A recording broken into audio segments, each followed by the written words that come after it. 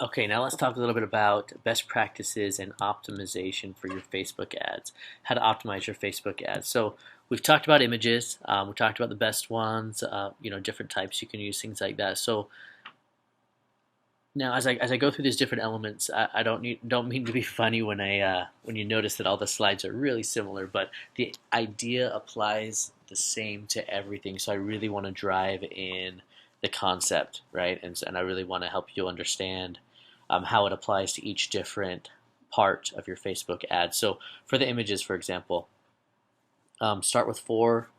Don't go crazy, but to your to your eye, start with your favorite four images and test them out, right? Keeping everything else the same. Just having four different images and find a winner. Find a winner, and that winner is going to be your control. Okay, so that's the best you've done yet. And then what you're going to do is you're going to take that winner and you're going to try to beat it. So then you're going to put up a bunch of other ads, so three more. Again, you don't need to go crazy, but without changing anything else on the ad, don't change the audience, don't change the copy or anything else. Try to beat that one image, and if you can, that's your new winner, right? And that's how you're gonna cycle through to optimize your images.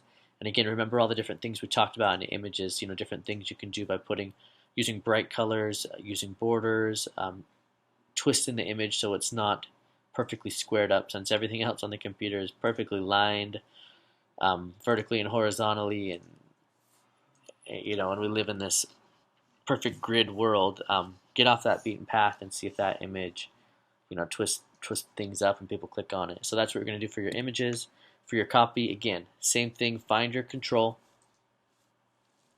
and so you found your control image, right? So you found your best image. So then start to focus on copy. So you've got that image, right? And don't change anything else. You're going to use that winning image, and then you're going to swap out the headlines and the copy. Use four different batches to give yourself a good start. So you've got your winning image, and you're gonna try four different headlines with body text. Swap those out and find which one is converting the best. Get that winner. If there's a clear winner, take that winner and write a few more and find a winner there. Right. So now you've got the winning image displaying the winning copy. Next thing you're going to do is audience, right? You've been playing with an audience, but now we're going to figure out if that audience actually is your best audience. So you've got your winning image, you got your winning copy. Um, Now start to tweak the audience. So you did your best, with the audience. You had the right, what you thought was the right demographic and the right gender and the right locations and the right interests, but try to switch it up. Try to think outside of the box.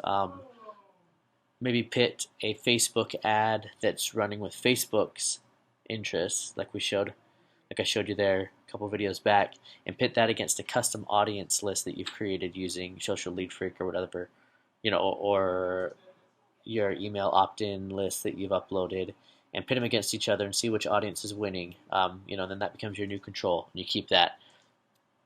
Other ideas with the audiences branch out. So maybe you have maybe I have that Jane Austen post and I want to promote that and I'm promoting it to everything Jane Austen, but for all I know Jane Austen's overloaded, right? And so maybe I need to branch out and I should try interests that are maybe parallel. So maybe I hit an author like Charles Dickens. So um,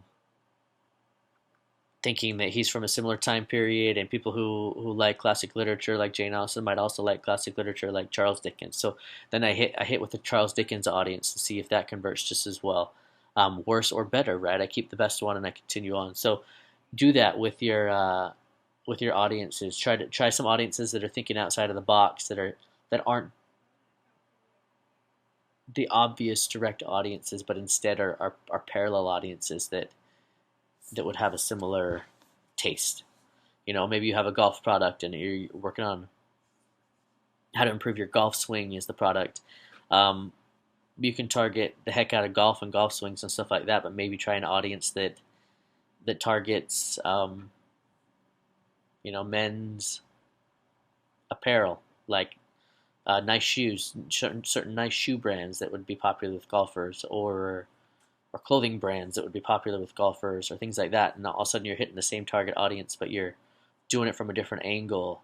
It could get you cheaper ads, and it could get you a lot better performance. So don't be scared to branch out on the audiences. And then lastly, on the objectives, right? Facebook lets you target ads for a variety of objectives.